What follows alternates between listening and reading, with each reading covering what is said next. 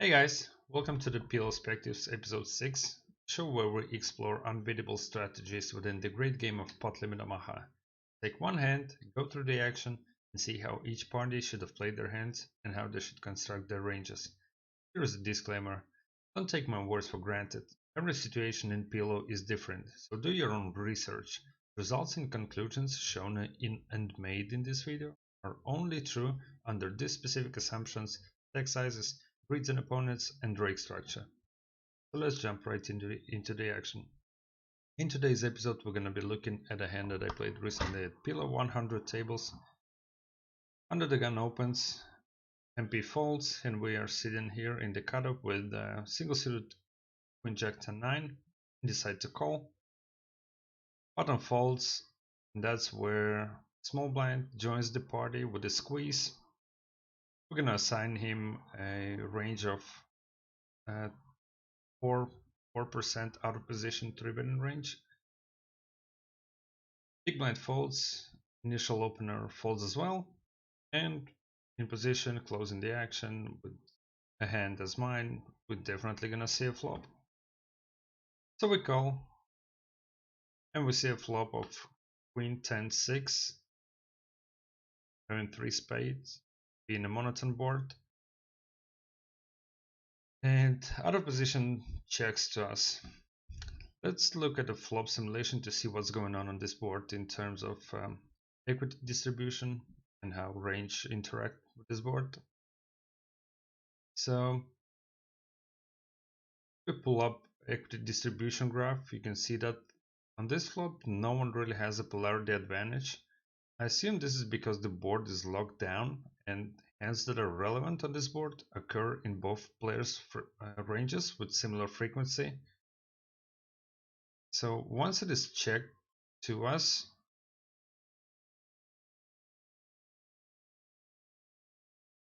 you can see that now button has a slight polarity advantage, which also means that we should start betting here around 30% frequency with off-pot size sizing. If we take a look at the hands that we should be betting here, those will be flushes, make sense rates 70%. Some of them are going to bet fold, some of them are going to bet call and bet stack off. What else do we bet here? I'm gonna say remove all the hands that have a flush. We're gonna see a lot of hands that have little to no showdown value with some backdoor bow outs mostly, and preferably one spade. Some of those hands are going to bet without a spade as well, as you can see, but these are premium hands. Some of those hands are going to bet without a spade as well, but those are going to have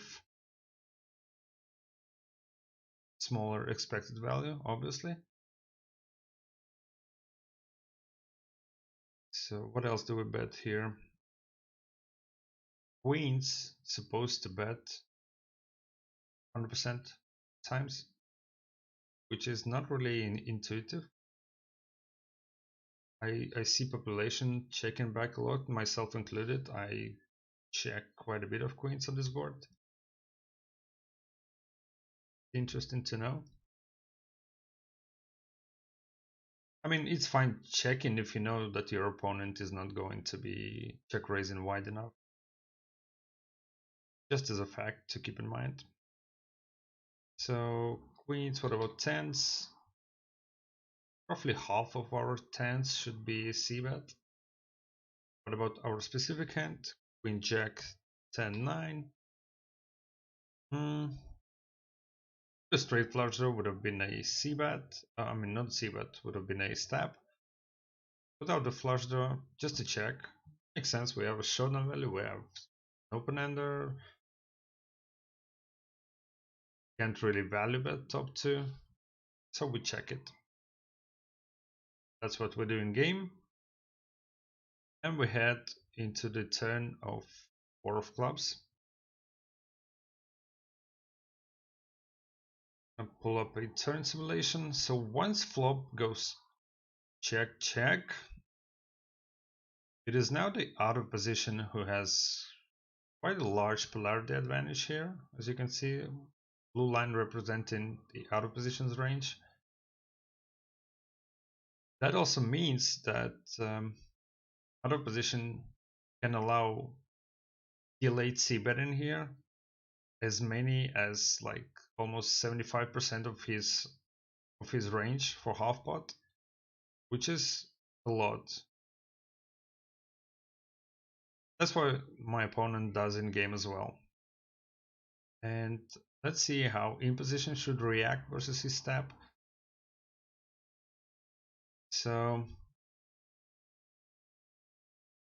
if we take a look at in position reaction versus a bet, then we see that in position should continue around 66% of times. And this is one of those spots where population, myself included, struggles to find enough hands to continue. So you might want to save and use this tip that in a 3-bet pot out of position with initiative on monotone board, if the flop goes check check, you can fire off wide because general pool will be overfolding. Obviously checking back ranges will vary, but it will be your job to figure out who to bluff, because if you cannot figure out who to bluff, then it's probably yourself who should be bluffed. Anyways, Willem bets, and we're gonna assign him a range, approximate range, what he could be betting here with. So I'm gonna say my opponent will bet any set of fours or better to start with, then top two pairs like queen 10, obviously flushes, and then as a bluff I'm gonna add any 10 or better, so any 10, queen, 10 jack, kings, aces with at least one spade. Also I'm gonna say he's gonna bet 3-5 with at least a spade, also as a bluff and then bluff, semi bluff, and jack 9 or better. You can see under jack 9 there's a ton of different straight draws here. So does out of position always have to bet those hands? Not, but that's my assumption. That's relatively similar to what Moniker suggests. It doesn't mean that every player will be betting this range here. It's just my assumptions to have baseline to be able to calculate EV of our actions and then start deviating from them. And I also excluded from his range not flushes that have a queen or a 10 in their hands, because I assume that he's gonna be c-betting those hands.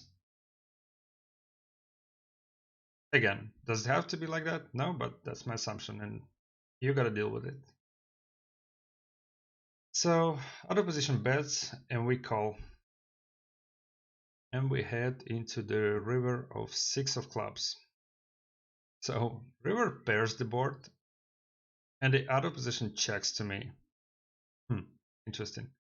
I'm gonna pull up a river simulation, understand better what's going on here. So if we take a look at the equity distribution graph, you can see that out of position has only increased his polarity advantage here, which means he should be potting a lot here. It means he should be polarized here and not really betting for smallish sizings like third or half pot. He should only be using or mainly be using either full pot or check strategy. You can see solver suggests check-in 45 and pot-in 55%. So seeing check from my opponent seems like a give up, but we don't know that yet.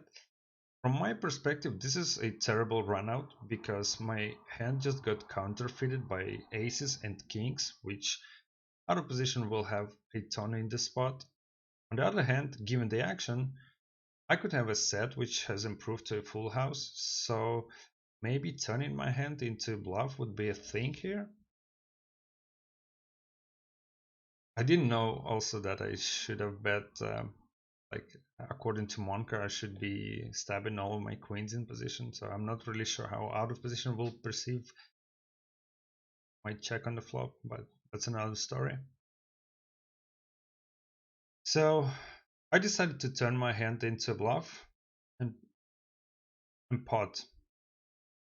And I think we're gonna try to do some estimations, calculate EV of our move here. I'm gonna run a shove module in poker juice, and I'm gonna assume that my opponent is going to call me with any flush or any full house, just to start with. And we're gonna see the expected value of this action.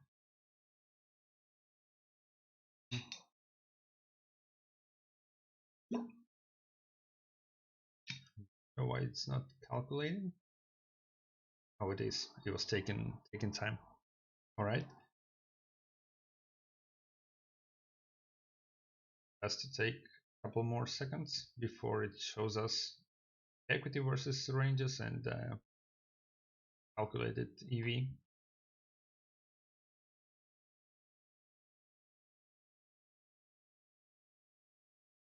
Come on, you can do it.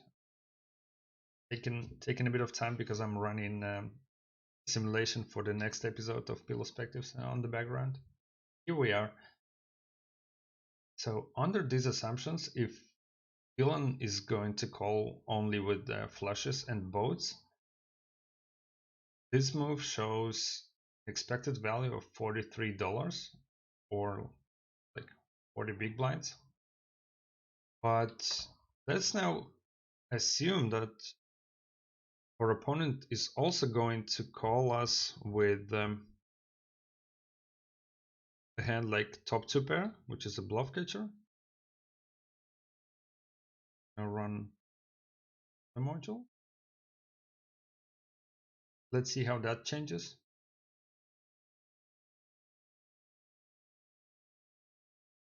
You see the call-in frequency goes up from 20% to almost 40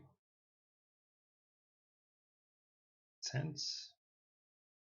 So the more calling frequency goes up, the less EV of the shove becomes. This time we already have a decrease in EV, 35 big blinds. It's still pretty big. I'm gonna add kings and aces that have a queen or a 10 in their hand. So let's say my opponent will bluff catch me with the overpairs that also block some of the boats. Let's see where that leads to.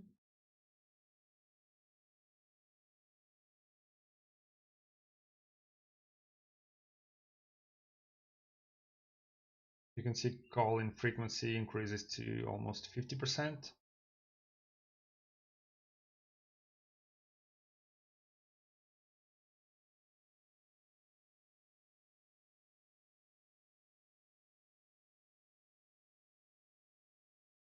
So I guess we more or less have found the threshold, because it's now only 3.5 big blinds. If you consider a rake, then it's probably somewhere about the zero thresh line. So under these assumptions,